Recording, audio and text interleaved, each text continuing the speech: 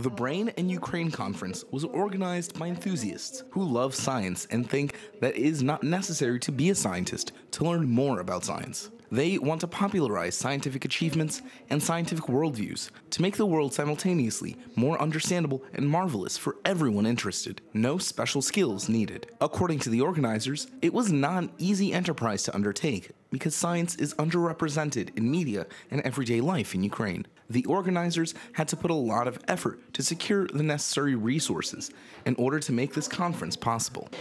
All the time we try to find investors and big sponsors that could support our conference, and it was during a year.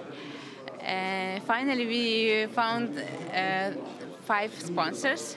They gave us really a little bit money, but that was enough for organize something simple. That's why our conference looks like simple but really sincere. And yeah, it's hard. It's always hard to be first. To further demonstrate their point about science, the organizers decided to invite both scientists and tech startups to show that Ukraine has something to show the world in terms of inventions. The exhibition consisted of 4 parts: military inventions, medicine, agriculture, and interactive displays. Everyone could speak to the inventors to find out more about how their product functions, what it can be used for, and why it's interesting and new. There were many new and innovative products invented by Ukrainians. For example, Scintigraphy, a diagnostic test similar to an X-ray but more specific, is rarely seen in Ukraine because there are not many laboratories which can afford the expensive equipment.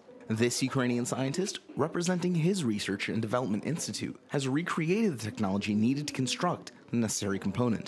Scintigraphy is especially crucial for people with metal implants, including heart implants, who cannot use traditional MRI scanning. It's a unique gamma chamber maquette that was developed in Kharkiv, in Ukraine. The whole R&D process is Ukrainian, especially these gamma scintillators.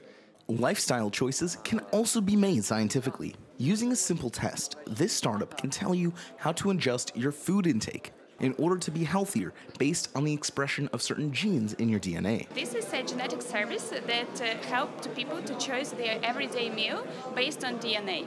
Actually, it is like a science which called nutrigenetics, and this is a field in genetics that search the DNA, the genes that manage the metabolism of micronutrients and other nutrients, macronutrients. And this is the genes that we are looking at.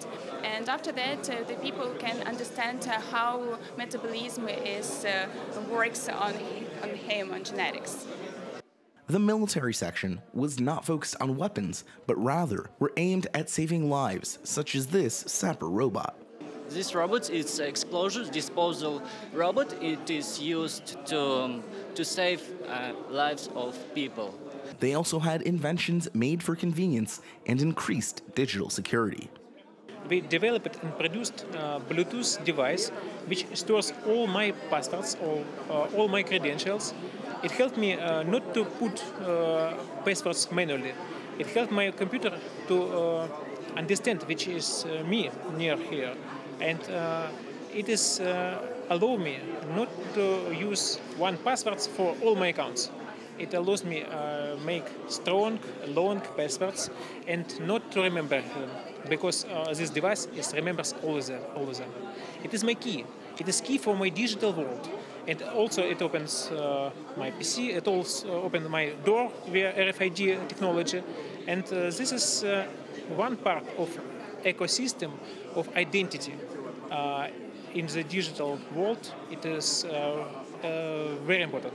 The organizers went a long way to ensure that the conference will have significant support from scientists. They invited prominent scientists from other countries as well to show off Ukrainian science and innovation. So I have been working for graphene for quite a while. I was not participating in discovery of material, but I joined the team soon after the discovery. So I have been working on graphene for about 12 years now.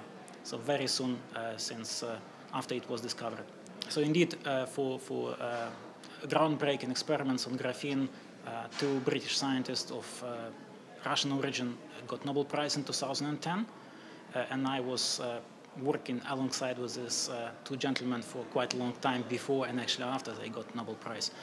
The fact that we have this kind of events, conference, it's the first one, but I hope that it's really not the last one, and it will get frequent, and maybe some events of similar type will appear.